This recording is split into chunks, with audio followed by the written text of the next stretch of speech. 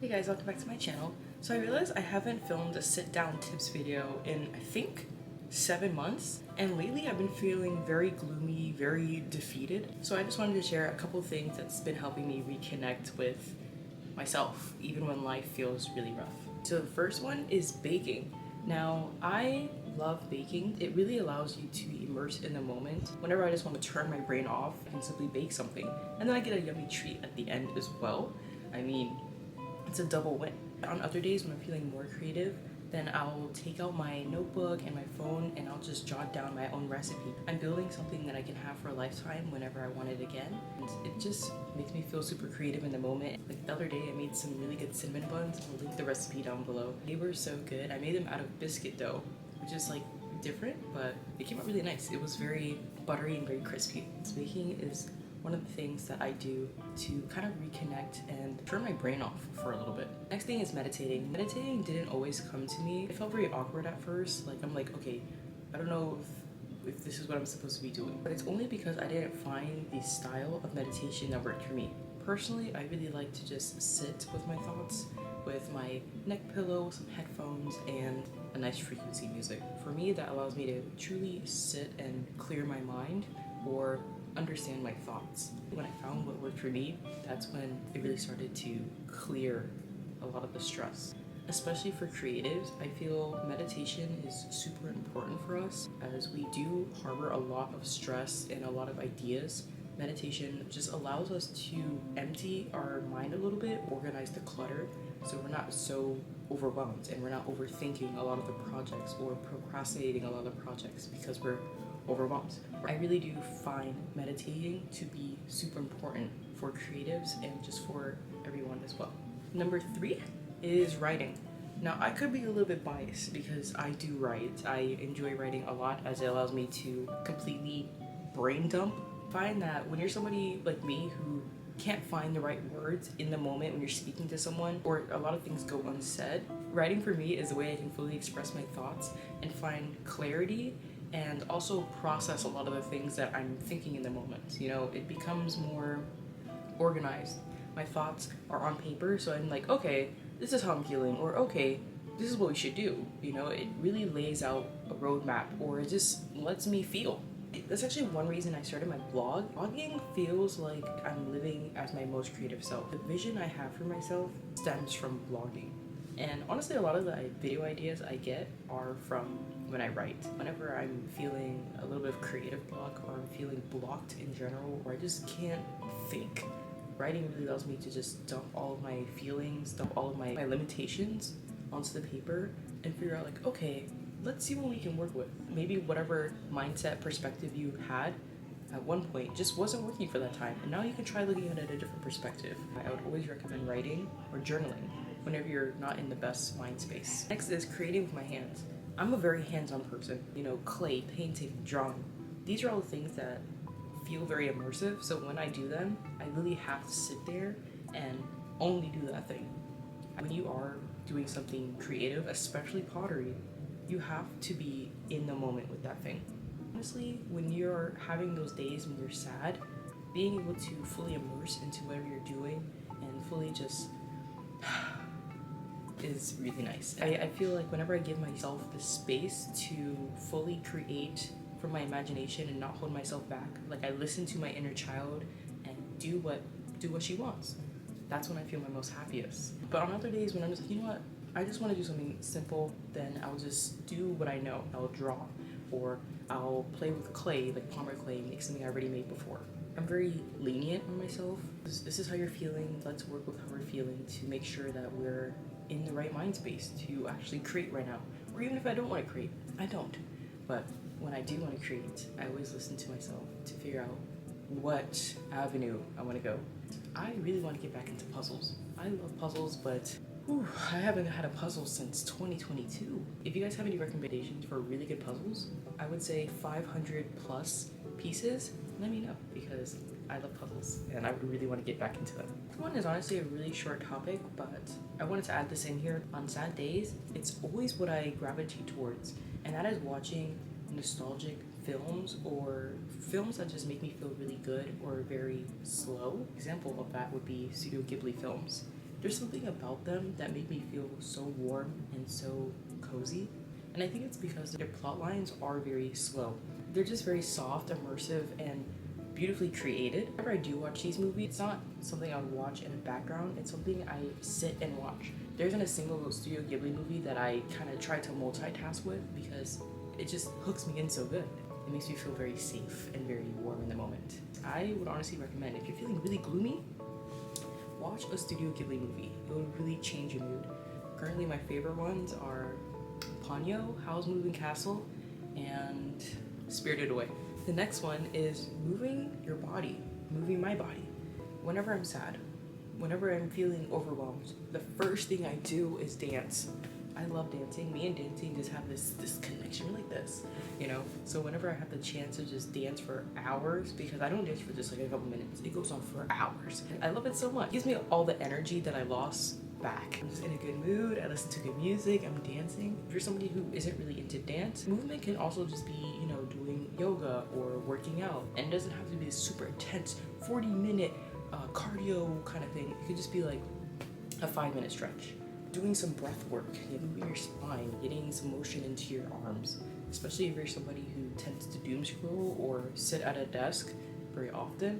Movement is important. Your body needs movement because over time, if you don't give your body movement, you're causing your body to kind of stagnate. For me, movement really allows me to be grounded and kind of just keep my body moving even when I'm in that sad moment. I wanted my body to feel very light and awakened. Okay, number 7 is nourishing my body. Taking care of my body makes me feel super fresh and supported.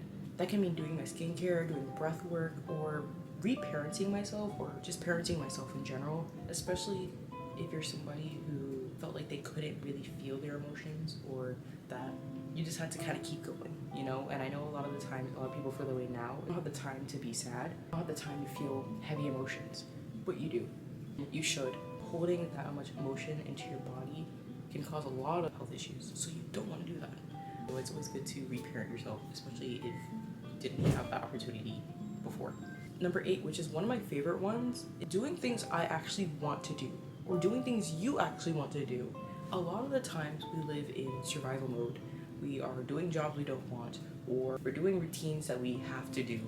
It's overstimulating. Your subconscious knows that you don't want to do that, but you're still trying to push through. Sorry, I'm looking at my notes, but it's the moments when I allow myself to actually do what I want that I start living the way I want. I find a lot more happiness within that. I find that I'm more grateful for things. I find that I feel more elevated when I decide, like, okay, I don't want to do this thing. Like, I don't want to people please today. That's when I open new doors for myself. That's when the feeling of burnout starts to wither away. When you follow trends, or when you follow the ideas of your family or your friends or other people, that is when you're not living your most authentic self, and that's when you tend to fall into a lot of burnout, especially as a creative. A lot of creatives go through this. Currently, the way I show up doing what I want to do is by writing on my blog and showing up on my YouTube channel and just creating what I want to create. For a long time, these were 2 things that I really wanted to do, and now I do them. It makes me feel very whole. Number 9 is rethinking my phone habits. I'm gonna hold your hand when I say this, but it really is that phone. But wait, I'm not gonna tell you that you need to delete everything, that you need to erase all your contacts and do this and this and make really big decisions, because when you have an addiction to your phone, or when you have this daily habit of going on your phone every day, simply just be like, I don't want to do this anymore. Well, yes, you can do that, but the average person, when you make such a big goal and you're like, okay, I'm gonna do it. A couple weeks later, or even like a couple days later, you're like, oh, I fell out on my goal. It's because you have to do it slowly. If I don't feel like doing a full disconnect, which I do really like doing, I go like 1 month without using my phone every year, or sometimes I do more than that, but that's just like the standard. Then I just reprogram my phone or how I use it. I remove people that just don't align with my energy. The account is just not really aligned with where I'm trying to go in life, or it just makes me feel very negative or very gloomy. I just remove them or I just unfollow the account. And counter to that, I follow accounts that boost my creativity or boost my energy levels or make me feel inspired and uplifted. I delete apps that flood my account with a lot of negativity, and for me, that honestly is TikTok. I haven't had TikTok on my phone since September of last year, but I most recently downloaded it this month actually. From opening it just this month, I don't like it. I don't like how I feel on TikTok. It's overly negative, where there's a lot of think pieces that are just negative or very mean, unless I'm using it for like dancing or something. Now, if you are looking for an app that will boost your energy and make you feel motivated and you gain new insights about certain things, Substack. It's been helping me really get into my writing because technically it is a writing app, but the energy on Substack is so wholesome. It's so nice because you have all these creators simply just trying to express themselves. Like the other day, I read an article about how to read and actually retain information. I just find I learn a lot of new things on there, and I just love how everybody is expressing new things, gaining perspectives, and overall the app is very insightful, and the communities on there are really nice as well. So I'm gonna link two of my favorite Substack articles that I've been reading that I think would boost your energy a little bit. Now, if you're somebody who can't disconnect from your phone for a long period of time, just try for about a week each month. Schedule this one specific week that you just take to completely disconnect with your phone. All the times when you are feeling sad or overwhelmed, some of that can stem from lack of community, which I feel is a really big topic. I should actually maybe I should write something about that. Right now, we lack so much community that it makes sense that a lot of people are burnt out, or it makes sense that a lot of people feel like they have to go to things like AI to get a sense of community again. I understand that one good. Being able to truly call people and connect with them and going out to certain places is how you really gain those connections that makes you feel very whole and safe when you're just not in the best mood. Okay, this is the last point, and I wanted to save this one for last because it's my favorite point. Rest and sleep. Your body needs a reset. It always needs to reset. I am somebody who often can feel guilty for resting or sleeping. I'm learning that without rest, my body doesn't have the necessary fuel to keep going or keep pursuing the things that I want to pursue. You don't have to earn rest. You don't have to stay up an extra hour to get that thing done. You can just sleep. Let your body rest so you can wake up with new energy and a clearer mind. Lately, I've been trying to take the moment to sleep slightly longer or take power naps. Something I used to do a lot as a kid because that's how I got the energy to do anything. Now, I can't say I'm perfect at this. It's something that I'm definitely trying to grow into, but in doing so, I've noticed a lot of really positive change within myself, and my energy overall is a lot nicer, and I'm a lot nicer to myself. That's actually all for my video. I just wanted to leave off saying that you do not have to be perfect to deserve peace, and you don't have to always be happy all the time, because you are human. Things happen, and you're allowed to give yourself the space to just be for a while. I know that society doesn't teach that or it doesn't reward that, but it doesn't matter. You know what you need to do to be able to feel your best. On hard days, you are allowed to pause. You're allowed to sit and feel. That's how you tend to your spirit. That is how you really open yourself up to new opportunities and a healthier life. These are the rituals that really help me gain back my energy on the days where I'm just feeling like I can't do this right now. I hope that a lot of these things reminded you that you're allowed to return to yourself too without guilt and without worry. I have some questions for you guys. I have them noted down here. First question is, how do you make yourself feel better when you're in a slump?